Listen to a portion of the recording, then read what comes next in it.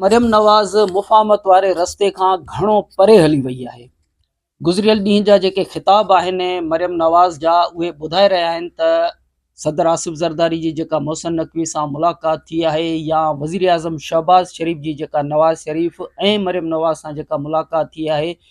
उन्हनि मुलाक़ातुनि जो को बि असरु मरियम नवाज़ साहिबा ते हींअर ताईं उन्हनि जी तक़रीरुनि जे अंदरि जेको ज़िक्र ऐं फ़िक्र अचे थो उहो साबित करे थो त उन्हनि मुलाक़ातुनि जो को बि असरु या सिर्फ़ु मुलाक़ातुनि जी ॻाल्हि न आहे पर मुलाक़ातुनि खां पोइ ऐं संदसि ख़िताब जी सूरत हाल जेका पूरे मुल्क जे अंदरि बहस हेठि आई आहे उन जो को बि असरु मरियम नवाज़ साहिबा ते थींदे नज़र नथो अचे। हू पंहिंजे ख़िताबनि जे अंदरि जेको ज़िक्र ऐं फ़िक्र करे थी उहो ज़िक्र ऐं फ़िक्र संदसि ई ख़िलाफ़ु आहे। इहो बि खेसि को तर्जुमान ॿुधाइण वारो न आहे। हीअ जेका सूरत हाल आहे मरियम नवाज़ साहिबा जे ख़िताब जे अंदरि उन में जेकॾहिं तव्हां मूंखां पुछो त नई ॻाल्हि कहिड़ी आहे त उहा नई ॻाल्हि इहा आहे त मरियम नवाज़ साहिबा पंहिंजो जेको तारुफ़ आहे उहो तारुफ़ ई ग़लति कराए रही आहे।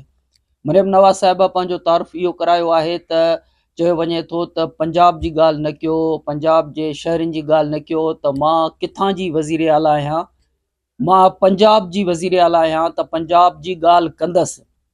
हक़ीक़त इहा आहे त मरियम नवाज़ साहिबा पंजाब जी वज़ीर आला आहे पर संदसि जेको तारुफ़ आहे उहो नवाज़ शरीफ़ जी धीउ वारो तारुफ़ आहे। हक़ीक़त में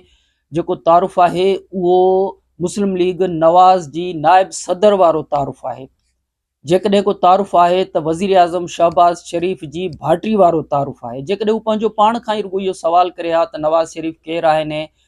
शहबाज़ शरीफ़ केरु आहिनि या मुस्लिम लीग जी नाइब सदर वारो जेको मंशूर आहे उहो मंशूर कहिड़ो आहे त हुनखे शायदि पंहिंजो इहो तारुफ़ त पंजाब जी वज़ीर आला केरु आहे इहो ई तज़ाद जी सूरत में इहो ई तारुफ़ पंहिंजो पाण खे बि ग़लति लॻे हा। ज़ाहिर आहे त हिक ई वक़्त में जीअं शहबाज़ शरीफ़ साहब वज़ीर आज़म आहिनि पर साॻिए वक़्तु हू मुस्लिम लीग नून जा अॻुवाण बि आहिनि। तंहिं करे जेकॾहिं हू मुस्लिम लीग नून जा अॻुवाण बि थींदा तॾहिं बि मरकज़ी सतह ते हू सॼे मुल्क जा सियासी पार्टी जा अॻुवाण आहिनि। वज़ीर आज़म त पोइ त वज़ीर आज़म हू तहरीक इंसाफ़ जे मेंबरनि जा बि वज़ीर आज़म आहिनि। जीअं बिल्कुलु स्पीकर अया सादिक साहब जेकॾहिं कस्टोडियन ऑफ हाउस आहिनि त मुस्लिम लीग नवाज़ जे मेंबरनि जा कस्टोडियन ऑफ हाउस न आहिनि,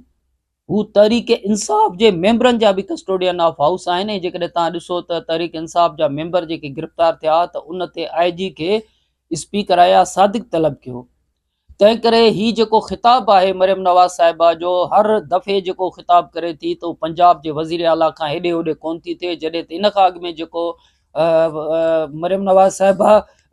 पाण जेको तारुफ़ करायो उहो तारुफ़ पंहिंजो पाण इहो करायो त हू मुस्लिम लीग नून जी वज़ीर आला आहे। तव्हां ॾिसो त नवाज़ शरीफ़ साहब जी जेकॾहिं सियासी विरासत उनखे असां जेकॾहिं सियासी विरासत ऐं ख़ानदानी विरासत वारे जेका असां मोरूसी सियासत वारे दायरे वारे बहस खां अॻिते वठी वञूं या उन खां पासो कयूं कुझु वक़्त जे लाइ, तॾहिं बि इहो पंहिंजो पाण खां मरियम नवाज़ साहिबा पुछे त जेका मोरूसी सियासत वारे मामले खां हटी करे बि असां उनखे इन क़िस्म जी जेका रिआयत ॾियूं behसियत पाकिस्तानी, behसियत शहरी ऐं behसियत सियासी शऊर खणिजे त मुल्क जे अंदरि मोरूसी सियासत जा मिसाल ॿिया बि आहिनि। पर इन बहस खां हटी करे बि इहो चऊं त नवाज़ शरीफ़ जी सियासी विरासत जेका हींअर आहे उहा पार्टी जे अंदरि बि कंहिं पासे पई वञे त उहा मरियम नवाज़ साहिबा जे पासे पई वञे। हमज़ा शहबाज़ त 4 ॾींहं बि पंजाब जो वज़ीर आला न रही सघियो, शहबाज़ शरीफ़ जो पुटु हुयो।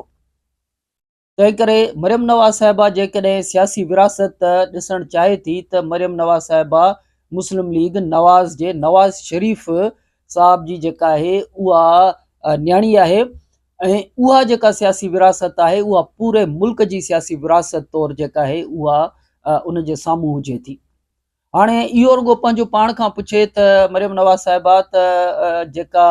मज़ाहमती जेका सियासत नवाज़ शरीफ़ 90 जी ॾहाई में कई ऐं उनखां पोइ जेका मीसाक जमहूरियत बेनज़ीर साहिबा सां कई, इहो जेको मुफ़ाहमत ऐं मज़ाहमत जे विच ते जेको फ़ासिलो आहे उहो नवाज़ शरीफ़ साहब कीअं कटियो ऐं केतिरनि तकलीफ़ुनि खां पोइ कटियो। पाण ई ज़ाहिर आहे त पंहिंजे इर्द गिर्द सिर्फ़ु उज़मा बुखारी खां इहो सवाल करे ॾिसे हा या उज़मा बुखारी जेका आहे उहो पंहिंजो पाण खां इहो सवाल करे ॾिसे हा त जॾहिं यानी हाणे मरियम नवाज़ साहिबा सां गॾु उज़मा बुखारी साहिबा वेठियूं आहिनि, उन्हनि जूं तर्जुमान आहिनि या उन हुकूमत जूं तर्जुमान आहिनि, इंफॉर्मेशन मिनिस्टर आहिनि। पर बेहसियत सियासी अॻवान जे, बेहसियत पंजाब जे इंफॉर्मेशन मिनिस्टर जे, बेहसियत पंजाब जी नुमाइंदगी करण जे पंहिंजो पाण खां रुॻो इहो सवाल कनि त कल्ह जंहिं पार्टीअ में उज़मा बुखारी पाण बि हुयूं त उन वक़्त में मरियम नवाज़ साहिबा जे बजाए मोहतरमा बेनज़ीर भुट्टो साहिबा उन पार्टी जूं अॻवान हूंदी हुयूं ऐं मोहतरमा बेनज़ीर भुट्टो साहिबा सां बेहसियत ख़ातून जे, पाकिस्तान जे अंदरि बेहसियत ख़ातून जे उन जी जेका लीडरशिप हुई उनखे तकलीफ़ जेका आहे उहा किथां ऐं कहिड़ी सूरत में साम्हूं ईंदी हुई। इहो रुॻो उज़मा बुखारी पंहिंजो पाण खां ऐं हुकूमत इक़्तिदार ऐं इंफॉर्मेशन मिनिस्ट्री वारे दायरे खां हटी करे जेको आहे पंहिंजो पाण खां रुॻो इहो सवाल करे ॾिसनि। तंहिं करे उहा तकलीफ़ जेका आहे थी सघे थो त उनखे पंहिंजे इर्द गिर्द ई महसूसु थिए ऐं पोइ इहो महसूसु थिए त जॾहिं बि का औरत जेका आहे उहा चाहे बेगम कलसूम नवाज़ साहिबा हुजे या मरियम नवाज़ साहिबा हुजे, उहे जॾहिं पाकिस्तान जी पॉलिटिक्स में अचनि थियूं त उन्हनि जे लाइ तकलीफ़ जा दरवाज़ा जेके आहिनि उहे कीअं खुलनि था ऐं उनखे कीअं मुंहुं ॾियणो पए थो। तंहिं करे इहो मां ज़िक्र नथो कयां, इहो मरियम नवाज़ साहिबा पाण जेको आहे गड़ी ख़ुदा बख़्श जो ख़िताब ई सिर्फ़ु पंहिंजो ख़िताब ई मरियम नवाज़ साहिबा जेको गड़ी ख़ुदा बख़्श जो ख़िताब आहे उहो ख़िताब ई ॿीहर ॿुधी ॾिसे, रिसर्च जी ज़रूरत कोन्हे त गड़ी ख़ुदा बख़्श भुट्टो में बीह करे जेको ख़िताब मरियम नवाज़ साहिबा कयो उहो पंहिंजो पाण ई उहो सिर्फ़ु ख़िताब ॿुधे त उन ख़िताब जो जेको दाइरो आहे, वुसत आहे, उहो केतिरो वसी आहे ऐं उन में पंहिंजी तकलीफ़ुनि खे मोहतरमा बेनज़ीर भुट्टो खे आयल तकलीफ़ुनि जो जेको अहसासु आहे उहो उन कीअं ज़िक्र कयो त मोहतरमा खे केतिरियूं तकलीफ़ूं आयूं हूंदियूं। तंहिं करे इन ॻाल्हि जी हैरत आहे त मरियम नवाज़ साहिबा पंहिंजो पाण खे ख़बर न आहे त कहिड़ो फीडबैक आहे हर तरफ़ ऐं जेका ख़ुदि पसंदी आहे उन में जेकॾहिं इहा ॻाल्हि महसूसु थींदी हुजे त ॾिसो त सॼे मुल्क जे अंदरि या पंजाब जे अंदरि छा मां छा न करे छॾियो आहे, त उन में उनखे उहा ॻाल्हि तस्कीन ज़रूरु ॾींदी हुजे फीडबैक जी सूरत में त वाह वाह वाह वाह वाह वाह, पर जॾहिं को लीडर थींदो आहे, जॾहिं अॻुवाण थींदो आहे, जॾहिं क़ौमुनि जी जेका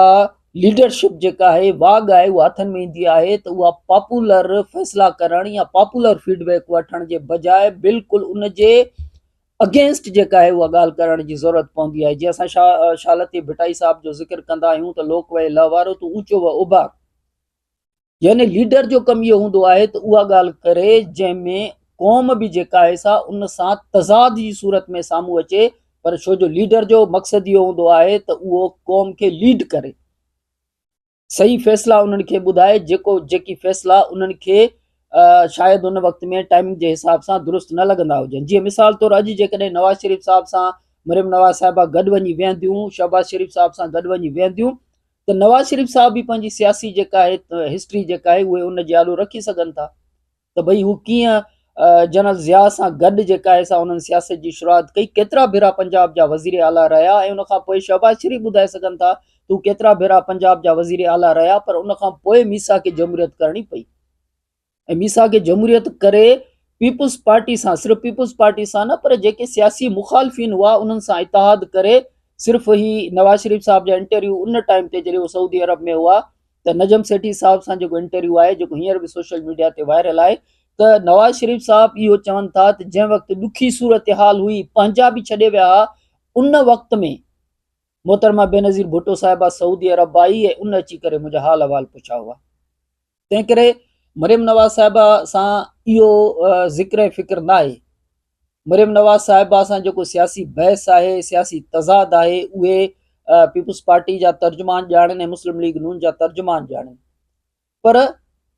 जेको सियासी रिसर्च आहे सिर्फ़ु उहा पंहिंजे वालिद साहिब जा इंटरव्यू सिर्फ़ु मोहतरमा मरियम नवाज़ साहिबा जेकॾहिं तकलीफ़ करे ॿुधंदियूं त इहो जेको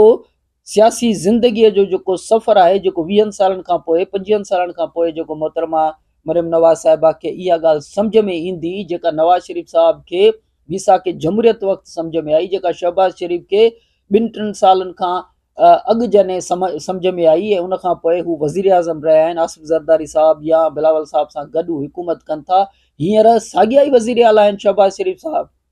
जेके तव्हां जीअं ई जज़्बाती तक़रीरूं कंदा हुआ, नवाज़ शरीफ़ साहिब बि तव्हां जीअं ई जज़्बाती तक़रीरूं कंदा हुआ, उहे हाणे शहबाज़ शरीफ़ साहिब नवाज़ शरीफ़ सां गॾु जेके आहिनि उहे दरख़्वास्तूं कंदे नज़र अचनि था तव्हांखे, यानी हू सम्झनि था त जंहिं रस्ते ते तव्हां ख़िताब करे रहियूं आहियो